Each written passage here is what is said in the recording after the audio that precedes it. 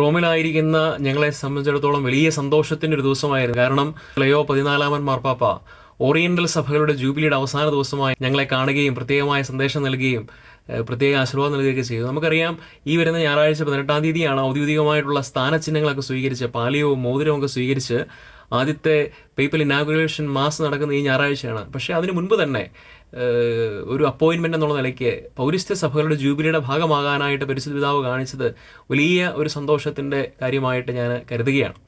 നമുക്കറിയാം, ലയോ 14 മാർപ്പാപ്പ തൻ്റെ പേര് സ്വീകരിക്കുന്നത് ലയോ 13 മാർപ്പാപ്പയുടെ സ്മരണയിലാണ്.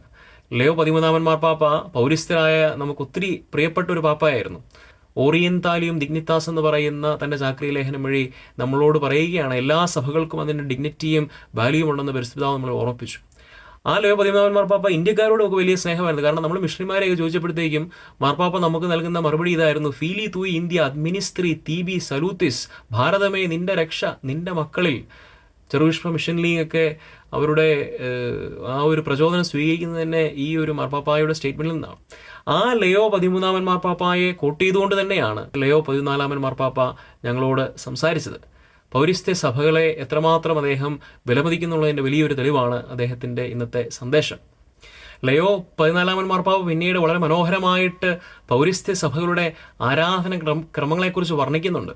അദ്ദേഹം പറഞ്ഞു, അതായത് നമുക്കൊരു രഹസ്യാത്മകത ഇതിൻ്റെ അകത്തുണ്ട്, നമുക്കൊരു മിസ്റ്റഗോജിയുണ്ട്. അതായത് ആരാധനയിലൂടെ വിശ്വാസ രഹസ്യങ്ങളിലേക്കുള്ള ആഴത്തിലുള്ളൊരു പ്രവേശനമാണ് ഈ മിസ്റ്റഗോജി എന്നൊക്കെ പറയുന്നത്.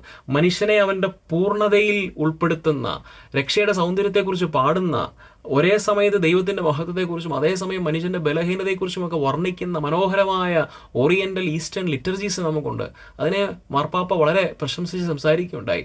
എന്നിട്ട് പാശ്ചാത്യരോടും അതുപോലെ തന്നെ നമ്മളോടുമൊക്കെ മാർപ്പാപ്പ ഒരു കാര്യം പറഞ്ഞു: ദ പ്രൈമസി ഓഫ് ഗോഡ്.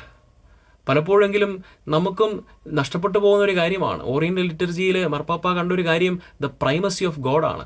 ചിലപ്പോഴെങ്കിലുമൊക്കെ ആരാധനാക്രമത്തിൻ്റെ അകത്ത് നമ്മുടെ പേഴ്സണൽ സക്സസ്സും അതുപോലെ തന്നെ നമ്മുടെ കൾച്ചറിൻ്റെയും കമ്മ്യൂണിറ്റിയുടെയും ഒക്കെ ഒരു സെലിബ്രേഷനായിട്ട്, ഒരു ഔട്ട് ഓഫ് സെലിബ്രേഷനായിട്ട്, ഒരു സെൽഫ് പ്രൊജക്ഷനായിട്ട്, നമ്മുടെയൊക്കെ തന്നെ വിജയങ്ങളെ ആഘോഷിക്കാനായിട്ട് സെൽഫ് പ്രൊജക്ഷനൊക്കെ ആയിട്ട് ആരാധനാക്രമം മാറുന്നുണ്ടോ? ദൈവത്തിൽ നിന്ന് അറ്റൻഷൻ എപ്പോഴെങ്കിലുമൊക്കെ മാറ്റുന്നുണ്ടോ? മാർപ്പാപ്പ പറയുകയാണ്, ആരാധനാക്രമം is always the primacy of God. ഇത് ദൈവാരാധനയാണ്. പ്രായോഗികതയ്ക്കോ സൗകര്യത്തിൻ്റെയൊക്കെ പുറകിൽ നമ്മുടെ ഈ മഹത്തായ പാരമ്പര്യങ്ങളെ ഒരു കാരണവശാലും ദുർബലപ്പെടുത്തരുതെന്ന് മാർപ്പാപ്പ നമ്മളെ ഓർമ്മിപ്പിച്ചു.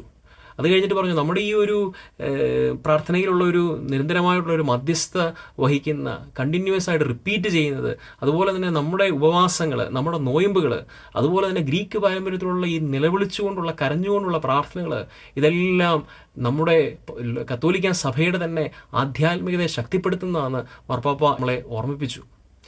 ജൂബിലിയുടെ പശ്ചാത്തലത്തിൽ റോമിൽ വിവിധ ദേവാലയങ്ങളിൽ വിവിധ ആരാധനക്രമങ്ങൾ പരിക്രമം ചെയ്യപ്പെട്ടു.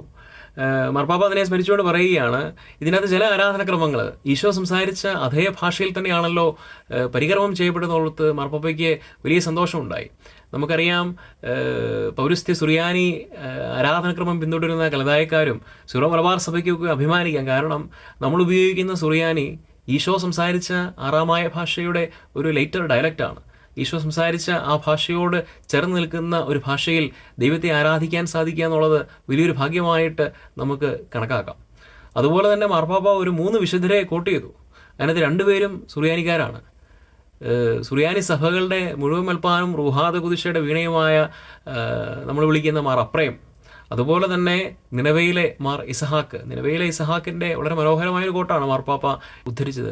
മാർപ്പാപ്പ പറയുകയാണ്, പുനരുദ്ധാനത്തിൻ്റെ ശക്തിയിൽ വിശ്വസിക്കാതിരിക്കുന്നതാണ് ഏറ്റവും വലിയ പാവം. പുനരുദ്ധാനത്തിൻ്റെ ശക്തിയിൽ വിശ്വസിക്കാതിരിക്കുന്നതാണ് ഏറ്റവും വലിയ പാവം. എന്ത് മനോഹരമായ ഒരു കോട്ടാണ്.